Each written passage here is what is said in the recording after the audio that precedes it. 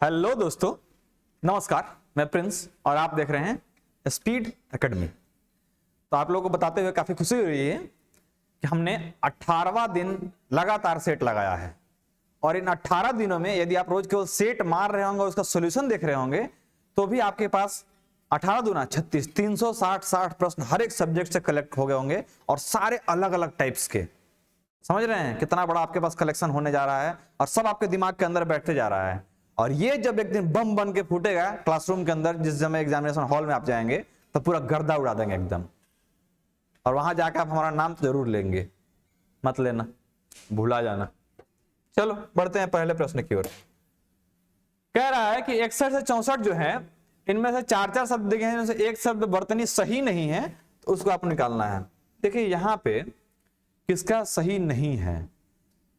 हाँ, यहां पे आपको सुसुप्ति, मूर्धन्य, व्यवहार, व्यवहार, लब्ध प्रतिष्ठित, लब्ध प्रतिष्ठित में सही नहीं है बाबू। ठीक है, ध्यान रखना, लब्ध प्रतिष्ठित का जो वर्तनी है वो सही नहीं है इसका। इसको ऐसा लिखना चाहिए था। जब प्रतिष्ठित लिखेंगे तो ऐसा लिखेंगे, लेकिन लब्ध प्रतिष्ठित जैसे ही आएगा तब ये अपने आप में चेंज हो जाएगा। ठीक है, इस तरह से आएगा लब्ध प्रतिष्ठित। क्योंकि लब केवल प्रतिष्ठित था तो अब ऐसे ठीक था, लेकिन लब्ध के साथ आया है इसलिए ऐसे हो जाएगा। ठीक है, इसका आप ध्यान रखेंगे। पढ़ते हैं आगे। सुसुप्ति लिखा हुआ था, प्रेयसी, विभीषिका, विद्या, हाँ धरा गया। विद्यार्थी गण गलती है। कैसे सर? ऐसे ही लिखबे करते हैं विद्यार्थी, तो विद्यार्थी गण ऐसे नहीं लिखेंगे, दिक्कत है। जब आप विद्यार्थी लिख रहे थे तो ऐसा लिख रहे थे, बहुत बढ़िया बात था, लेकिन जैसे ही विद्यार्थी गण लिखेंगे तो चेंज हो जाएगा। कैसे सर? ऐसा हो जाएगा, वि धार, अब आएगा गण। समझ गए? यहां पे एक वचन से बहुवचन बना रहे हैं हम। तो ये कहता है कि जब विद्यार्थी का आप एक वचन से बहुवचन बना रहे हैं, विद्यार्थी से विद्यार्थी गण, तो विद्यार्थी यहां पे जो होगा वो ह्रस्व से आ जाएगा। इस चीज का खासा ख्याल रखेंगे। पढ़ते हैं आगे। नुपुर, ऊंचाई, दे धरा गया। ये आप लोग एक्सपीरियंस से धरेंगे। कैसे एक्सपीरियंस सर? कहां से आप कहां से पढ़े थे? कहीं से नहीं पढ़े थे। तो बता कैसे रहे हैं? जो आता है वही बता रहे हैं। कैसे बता रहे हैं? यहाँ देखिए, ऊंचाई, नुपुर, ऊंचाई जो लिखा हुआ है यही गलती लिख लेगा था। कैसे गलती है सर? यहाँ पे यदि चंद्र बिंदु दे देते ना तो कामे बन जाता। देख रहे हो एक बिंदु का कितना वैल्यू है। आप कहते हो सर ऐसे ही मार दिए, वो गलती हो गया, वो गलती। हाँ, तो यहाँ पे देखिए ऊंचाई जो है यहाँ पे ऐसे लिखना था, तब जाके ऊंचाई सही हो जाता है। बाकी चीजें सही लिखी हुई है। 63 नहीं बताए? बताए तो अच्छा। विभीषिका, अच्छा विभीषिका इसमें गलती है। ठीक है, विभीषिका इसमें गलती है। ये भी जो होगा इस तरफ से आएगा, तो विभीषिका आपका सही हो जाएगा, बाकी सब सही है। इसमें बचा दिया ऊंचाई। बढ़ते हैं अगले प्रश्न की ओर। निम्नलिखित में से कौन सी रचना जयशंकर प्रसाद द्वारा रचित है? बाप रे बाप, कामायनी। कामायनी जो है वो जयशंकर प्रसाद का है। रश्मि रथी जो है ये हमें लगता है कि सुमित्रा नंदन पंत का होना चाहिए। ऐसे रश्मि रथी, चिदंबरा और साकेत किसका किसका है आप कमेंट सेक्शन में जरूर लिखेंगे। कौन? रश्मि रथी? नहीं, एकदम नहीं। तो आप हमें बताएंगे चिदंबरा, साकेत और रश्मि रथी ये किसका लिखा हुआ है। कमायनी हमने बता दिया कि ये जयशंकर प्रसाद का है। ठेस शीर्षक कहानी के लेखक कौन है? ठेस आप लोग पढ़े होंगे, फणीश्वर नाथ रेणु की कहानी है। ये शायद 10 या कुछ में पढ़ना था। ठीक है, 10 में पढ़ना था ना। हाँ, तो 10 में ये पढ़ना था। फणीश्वर नाथ रेणु की कहानी है ठेस। इसी में वो नौकर वाला था, सिरचन वाला। हाँ, सिरचन को पान का ऐसा कुछ लत था, वही वाला कहानी था।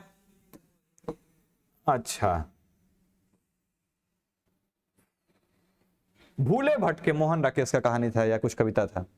भूले बिसरे मोहन राकेश, हमें भी कुछ याद आ रहा है। निम्नांकित प्रत्येक प्रश्न के पर्याय के लिए 4 वैकल्पिक हैं।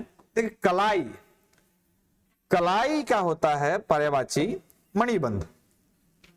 मणिबंध होता है सर जो आप कलाई पे देखिए कलावा बांधा हुआ है ना, तो कलावा जिस पे बांधा जाए, ये मणि जिस पे बांधा जाए उसको बोलते हैं मणिबंध। तो कलाई पे मणि बांधा जाता है, मतलब ये कलावा बांधा है, तो इसको कलाई भी कहते हैं, इसको मणिबंध भी कहते हैं। ठीक है, आंसर हो जाए इसका मणिबंध। कह रहा है डिंब, डिंब कहते हैं एम्ब्रोयो को। एम्ब्रोयो किसको कहते हैं सर? भ्रूण को। यानी बच्चा जब गर्भ में होता है उसी को कहते हैं डिंब। ठीक है, डिम्ब वाहिनी आपने सुन रखा होगा, यानी कि फेलोपियन ट्यूब जिसको बोलते हैं, ठीक है, जिसमें आपका वो शुक्राणु जब वहां पे इंटर करता है तो सबसे पहले फेलोपियन ट्यूब की तरफ जाना चाहता है, क्योंकि वहीं पे अंडाणु होते हैं, शुक्राणु अंडाणु वहीं पे मिलके जाइगोट्स बनाता है, तो उसी को डिम्ब वाहिनी भी कहते हैं। तो डिम्ब जो है वो भ्रूण से संबंधित है, इसको आप याद रखेंगे। गर्हित,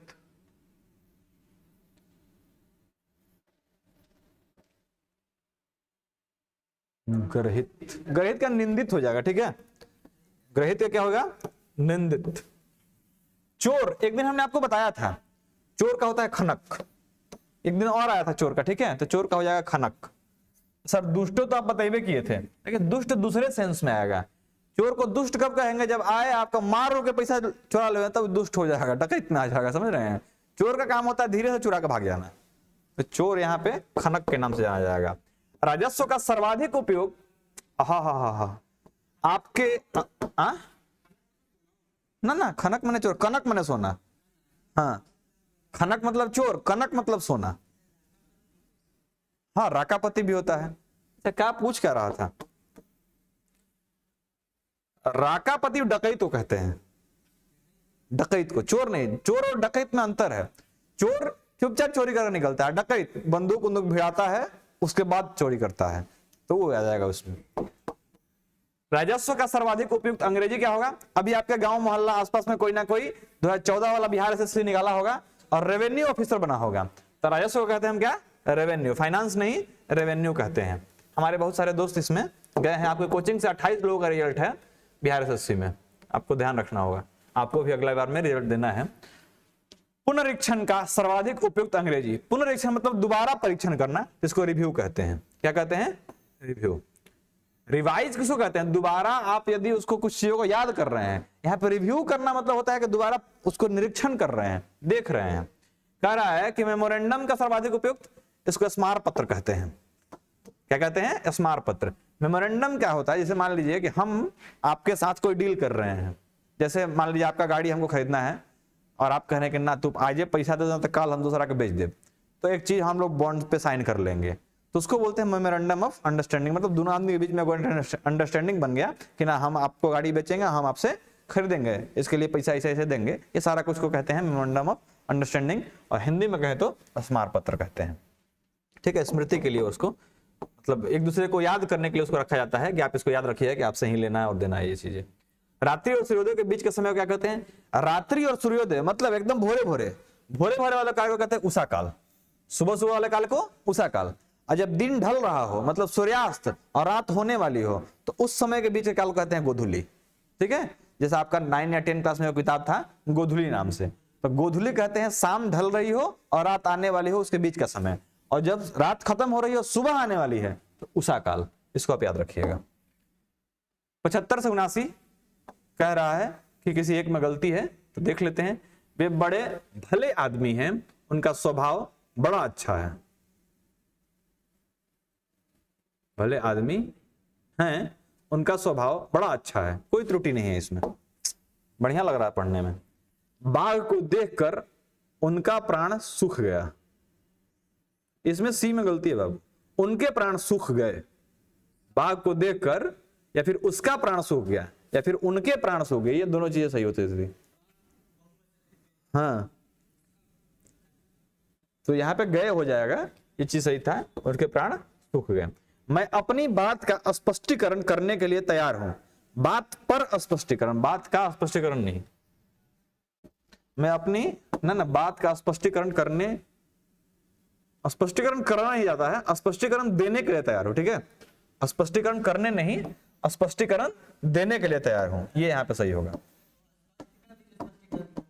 ना, ठीक है, स्पष्टीकरण देने के लिए तैयार हूं। वहां बहुत से पशु और पक्षी उड़ते और चरते हुए दिखाई दिए। ले गड़बड़ है, देखिए कैसे, पशु पहले आया है तो पहले यहां चरते हुए होना चाहिए था, पक्षी बाद में आया है तो उड़ते हुए बाद में होना चाहिए था, तो पशु को उड़ा दिया है, पक्षी को चरा दिया है, गलती हो गया। उड़ते चढ़ते था बी में, तो वहां गलती हो गया। ठीक है, इसको ध्यान रखेंगे। चीज सेंटेंस आप पढ़ेंगे ना तो बहुत सारी चीजें आपको सही होते हुए मिलेंगी। बहुत से लोग कहते हैं सर हिंदी कैसे बनाएं, हिंदी बनाना नहीं है, हिंदी को बस आत्मसात करना है, ध्यान रखना है कैसे कैसे लिखता है सर। तो यहाँ लिखा हुआ है कि बहुत सारे पक्षी चरते हुए, बहुत सारे पशु उड़ते हुए, तो गलती है। लोटा शब्द का स्रोत दृष्टि से कौन सा शब्द है? देखिए लोटा, कटोरी, ये सब जो है ये आते हैं आपके देशज शब्दों में। मतलब लोकल वर्ड्स को उठा के, लोकल कहने का मतलब किसी किसी दूसरे भाषा से वर्ड्स को उठा करके और जब हिंदी के रूप में उसका प्रयोग करने लगते हैं उसी को देशज कहते हैं। ठीक है, तो ये लोटा जो है ये देशज वर्ड है। अज्ञेय किस हिंदी साहित्यकार के रूप में जाना जाता है? अज्ञेय कहते थे हीरानंदन सच्चिदानंदन वात्सल्य को। अज्ञेय हीरानंदन सच्चिदानंदन वात्स्यायन को कहा जाता है। अच्छा, प्रकृति का सुकुमार कवि ये सुमित्रानंदन पंत को कहते हैं। किसको कहते हैं? प्रकृति का सुकुमार कवि सुमित्रानंदन पंत। सूर्यकांत त्रिपाठी निराला, इनका उपनाम क्या था? निराला। इनके बारे में एक फेमस चीज आपको मैं बता रहा हूं।